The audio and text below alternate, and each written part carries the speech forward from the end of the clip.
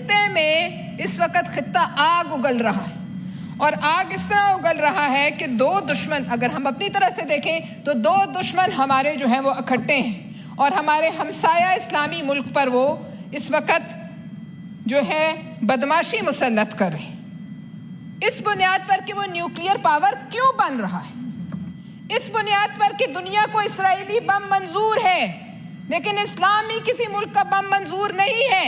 تو میں یہ کہتی ہوں کہ اگر دنیا کو اسرائیلی نیوکلیئر بم منظور ہے تو پاکستان کو ایرانی بم بھی منظور ہونا چاہیے۔ جناب چیئرمین، کل ایک بڑے ملک کے صدر نے کہا کہ ایران انکنڈیشنل سرنڈر کرے۔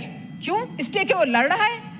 کیوں؟ اس لیے کہ پہلی دفعہ جو غزہ میں وہ کرتے رہے اس کی چھوٹا سا ان کو مزہ حائفہ میں اور تل ابیب میں اور اپنے شہروں میں بھی ملا؟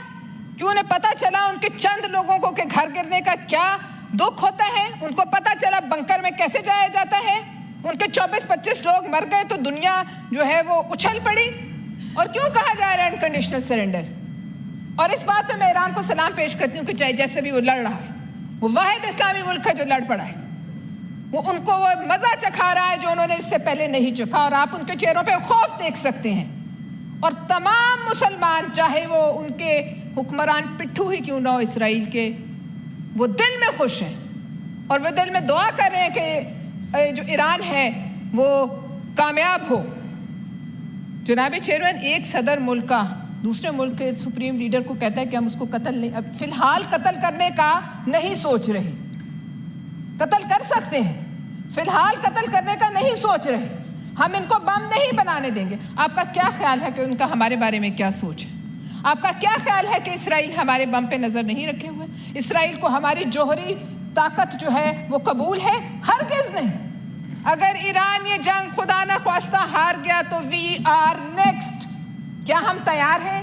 کیا ہم اس ہاؤس میں ڈیبیٹ نہیں کر سکتے؟ کیا اس بجٹ اجلاس کو جو ختم ہو جائے گا 20 سے 21 کو، اس کے بعد ہمیں فوری طور پر اس پر اجلاس نہیں بلانا چاہیے؟ کیا ہم خواب خرگوش میں رہیں گے؟ جناب چیئرمین، کہاں گئے انسانی حقوق جب سب سے بڑا علمبردار انسانی حقوق کا کہتا ہے کہ میں کسی ملک کے بھی سربراہ کو قتل کر سکتا ہوں؟ کہاں گئی انٹرنیشنل کمیونٹی؟ کہاں گئی آزادی، خود مختاری؟ صرف اس لیے کہ اگر دنیا میں دفاع کا حق ہے تو صرف گوڑی چمڑی کو حق حاصل ہے اور کسی کو حاصل نہیں، اور اس لیے کہ ان کا مذہب کہتا ہے کہ یہ ممالک ہیں، ان کے بچے مار دو، اور اگر ہمارا مذہب کہتا ہے کہ جہاد کرو تو ان کو یہ قبول نہیں۔ اور اگر بدماشی ہی نیو ورلڈ آرڈر ہے جناب چیئرمین، تو یاد رکھیں کہ آج کوئی ذوالفقار علی بھٹو شہید ہم میں موجود نہیں، افسوس سے کہنا پڑتا ہے، جو سب مسلمانوں کو اکٹھا کرے۔ اور اب تک امام مہدی اور حضرت عیسیٰ علیہ السلام کا ظہور نہیں ہوا ہے، لہٰذا اب یہ جنگ آپ پہ مسلط ہو تو خود ہی لڑنی پڑے گی۔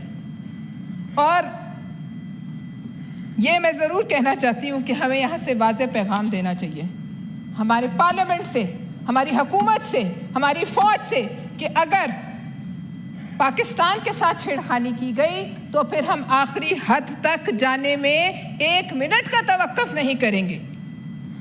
جس دنیا میں پاکستان نہ ہو وہ دنیا بے شک ہماری طرف سے تباہ ہو جائے، ہمیں کوئی فرق نہیں پڑتا، برباد ہو جائے ہمیں فرق نہیں پڑتا۔ جناب چیئرمین، ضرورت اب اس امر کی ہے کہ صدر پاکستان، جو سپریم کمانڈر ہیں آرم فورسز کے، صدر آصف علی زرداری، اور chief of army staff general Asim Munir کے زیر صدارت نیٹو کی طرز پر ایک اسلامی، اس کا نیم البدل ایک پلیٹ فارم ہو، اور یہ دو شخصیات تمام اسلامی افواج کو جمع کریں اور وہ کوشش کریں جو ان سے پہلے شہید ذوالفقار علی بھٹو نے کامیابی سے کی، اور سب کو اکٹھا کریں، کیونکہ اب ایران کو بھی ادراک ہو چکا ہے کہ بھارت، جس نے ابھی تھوڑی دیر پہلے امریکی ثالثی قبول کرنے سے انکار کیا، کہ بھارت ان کی پیٹھ میں بھی چھرا گھونپ رہا تھا اور ان کے اندر بیٹھ کر موساد کے سیل بھارتی چلا رہے تھے، اور پاکستان میں بھی یہ سیل موجود ہیں، را اور موساد کے سیل موجود ہیں، ہر محکمے میں موجود ہیں، ہر جگہ موجود ہیں۔ ان کو بھی پکڑ کر سمندر برد کیا جائے اس سے پہلے کہ یہ ہمیں کوئی ایسا نقصان پہنچائیں۔ دوسری اور آخری چیئرمین میری گزارش یہ ہے کہ ایک وار فنڈ بنایا جائے. بجٹ کی بات ہو رہی ہے, ایک وار فنڈ بنایا جائے. ہم ہیں, زندہ ہیں تو ہم تنخواہ لیتے ہیں, ہم زندہ ہیں تو ہم کھاتے ہیں, پاکستان ہے تو ہم زندہ ہیں. اور اس وار فنڈ میں 5 لاکھ سے اوپر جس سرکاری افسر کی تنخواہ ہو وہ ساری اس وار فنڈ میں ڈال دی جائے.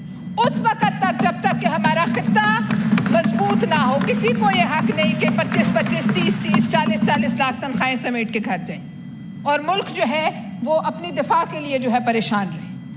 لہٰذا اس وار فنڈ میں اتنا پیسہ ہو کہ ہمیں کسی اور کی طرف دیکھنے کی کبھی ضرورت نہ پڑے.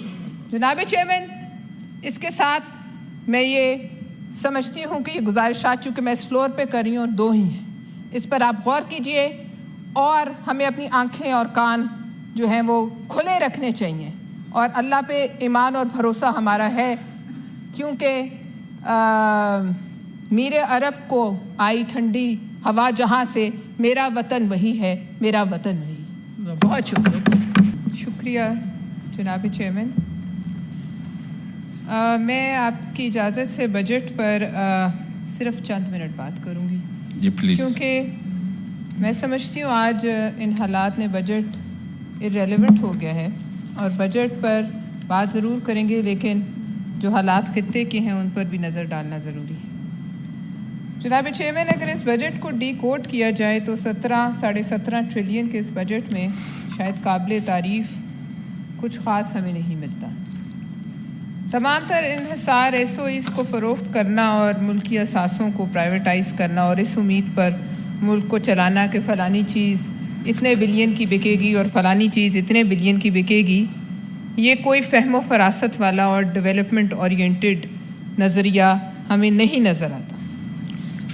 چیئرمین صاحب, اس بجٹ میں 87 بلین تو صرف پی آئی اے کو پرائیویٹائز کرنے سے حاصل کرنے کے خواب ہم دیکھ رہے ہیں.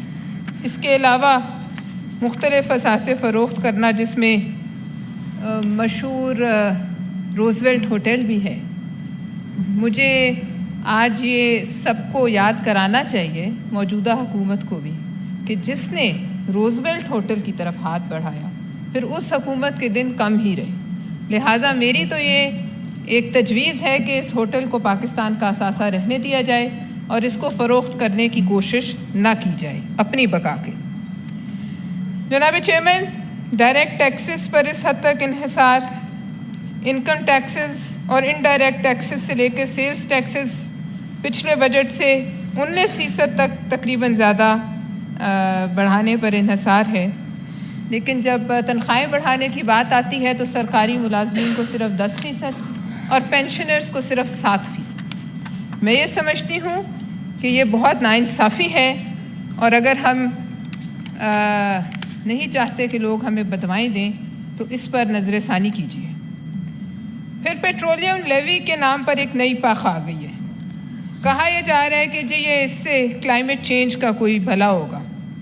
لیکن اگر ہم اسلام آباد کو ہی دیکھیں, جو پاکستان کا سب سے سرسبز اور خوبصورت شہر تھا, تو جس حساب سے یہاں درخت کاٹے گئے ہیں, جس حساب سے اسلام آباد کو گنجا کیا گیا ہے, اور جو گرمی اسلام آباد میں صدیوں میں نہیں پڑی تھی وہ آج جو ہے ہم نے hottest day in the history of Islamabad چند دن پہلے دیکھا. تو اس کی ہوتے ہوئے یہ پیسہ, اس کا 1 روپیہ بھی, اس کا 1 پیسہ بھی کلائمیٹ چینج پر نہیں خرچ ہوگا. پھر آپ کہتے ہیں چھوٹی گاڑیاں جو عام آدمی استعمال کرتا ہے 850 سی سی 800 سی سی سے کم, اس پر 18% ٹیکس لگا دینا. اس پر کیا سمجھتے ہیں کہ ہمیں پھولوں کے ہار پڑیں گے؟ سولر پینل, جناب چیئرمین, سورج کسی کی ملکیت نہیں ہے.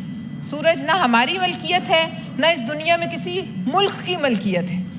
سورج اللہ کی دین ہے, اور اگر کوئی اس سے سہولت حاصل کرتا ہے تو آپ اس پر بھی ٹیکس کر رہے ہیں.